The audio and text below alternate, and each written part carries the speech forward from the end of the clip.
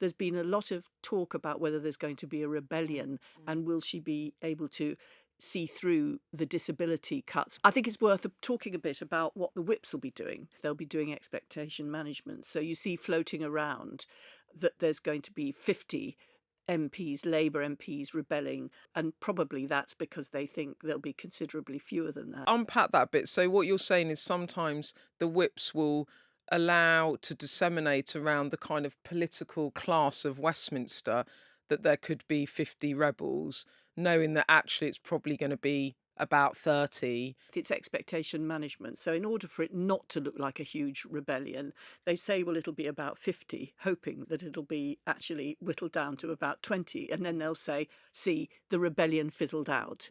There's a lot of talk about whips, blackmailing people with the private information they've got. I mean, that certainly used to be the case when I was first an MP back in the 1980s. The whip's job is to get the government business through.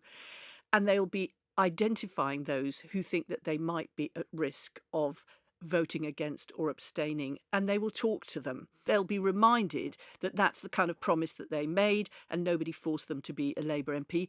There will be sometimes them saying, you're a bright and person with your whole future ahead of you, but if you vote against the government, just to remind you that actually that does disqualify you from being a minister, and actually if you vote against the government, it might well be that you don't get to be standing as a candidate next time round.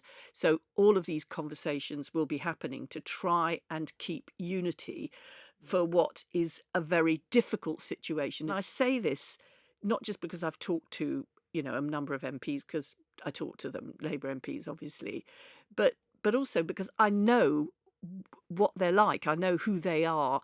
I know what they'll be thinking. I know they'll be really anxious about that faith group meeting in their constituency that's been called by all the churches and where they've been invited to in order to explain the disability cuts, or the carers group where they've got a Friday visit planned anyway, and then they've got to walk into the carers group and see them all with ashen faces, anxious about what's going to happen.